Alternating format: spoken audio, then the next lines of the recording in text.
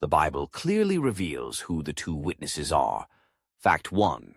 Contrary to popular teaching. The two witnesses would have to die and be raised to witness Jesus Christ's return. Modern teaching erroneously asserts that it cannot be Moses, because he died, and likewise so did Elijah. Matthew 27:50-56. Fact 2.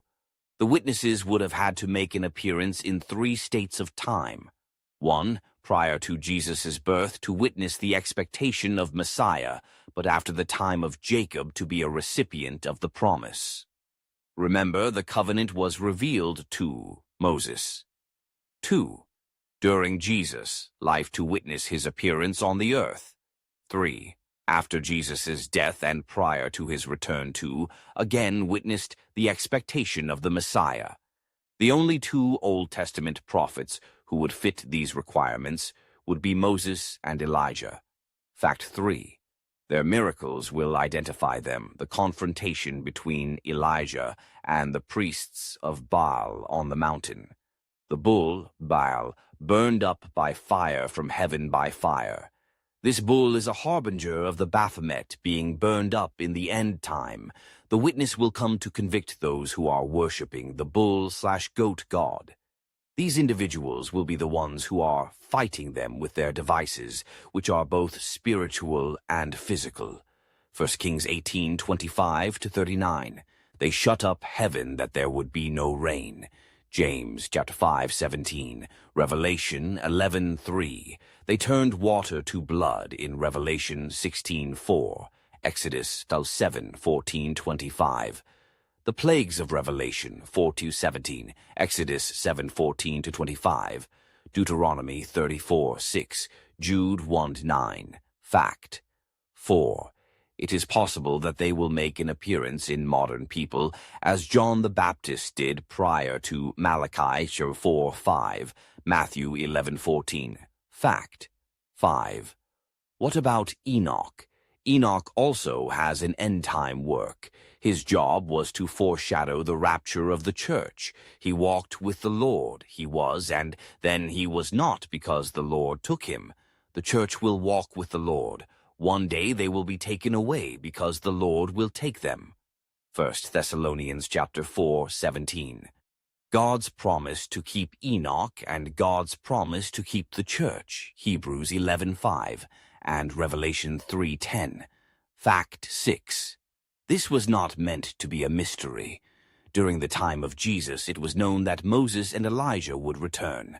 How can I be sure? In Matthew 17, Peter knows who the characters are. There is no record of video or camera devices. This shows that they were expecting the return of these 2 prophets. The Pharisees, Sadducees, and priests questioned John the Baptist to determine if he was Elijah. John 1, chapter 21-23. Now let's break down the scripture line by line. Revelation chapter 11:1. I was given a reed like a measuring rod, and was told, Go and measure the temple of God and the altar with its worshippers. Analysis. Scripture indicates that God often measures kingdoms and their leaders as a method of judgment and in judgment. See Daniel chapter 5:27. True to this precedent, there was a judgment on the earth, and in particular those who worshipped at the temple of God, the leaders and their worshippers. 2. But exclude the outer court. Do not measure it, because it has been given to the Gentiles. They will trample on the holy city for 42 months. This indicates judgment on the Gentiles that has also been determined, with specifics of how it will be meted out. 3. And I will appoint my 2 witnesses, and they will prophesy for 1,260 days, clothed in sackcloth.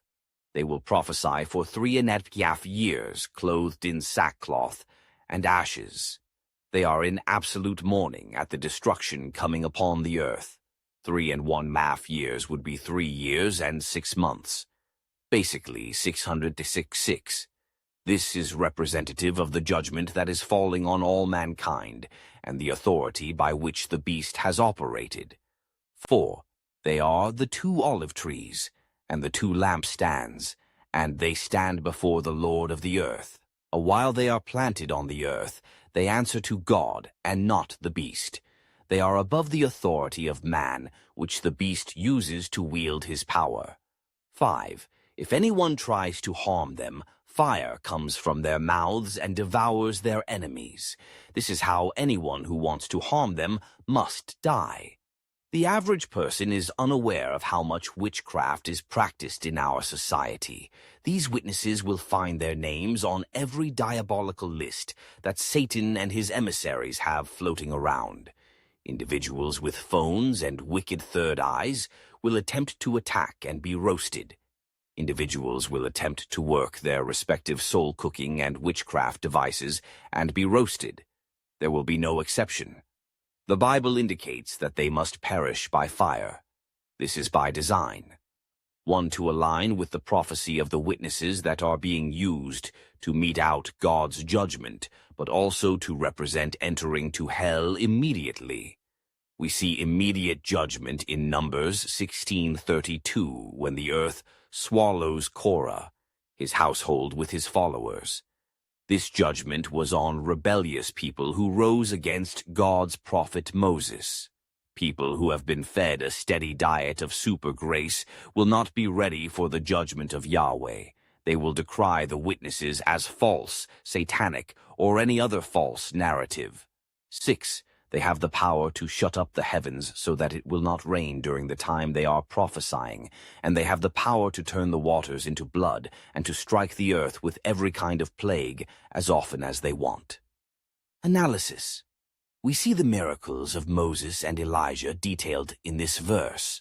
Before the appearance of the witnesses, we will see Satan try to mimic these miracles using magic and technology. When the real witnesses arrive, they are going to punish those who have given false witnesses using these methods.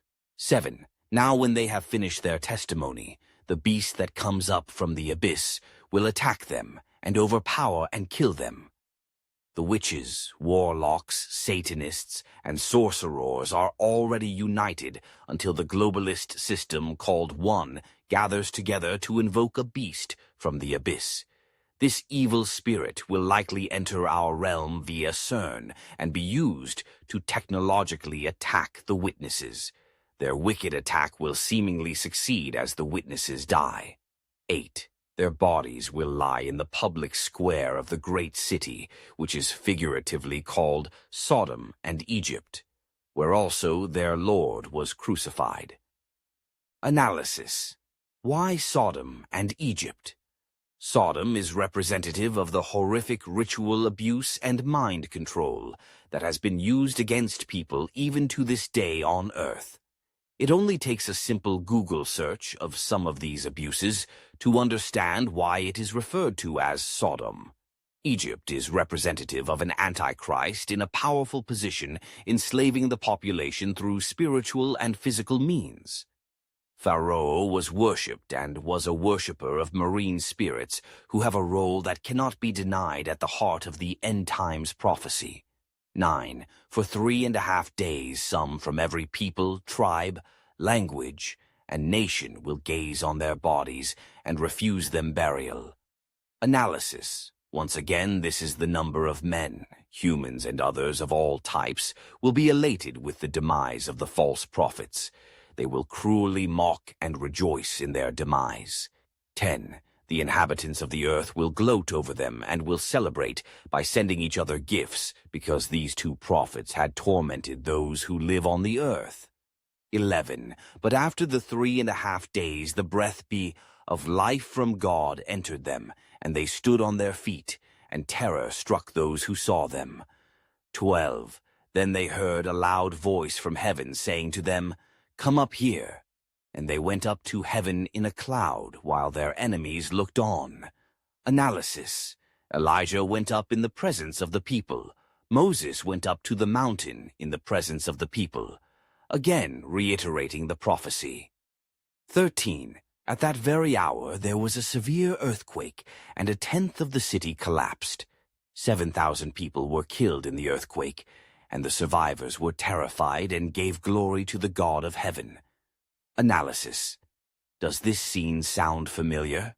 Matthew 27, 50:56, shows an earthquake after the crucifixion of Jesus that saw tombs open and dead people walking the earth and witnessing Jesus Christ.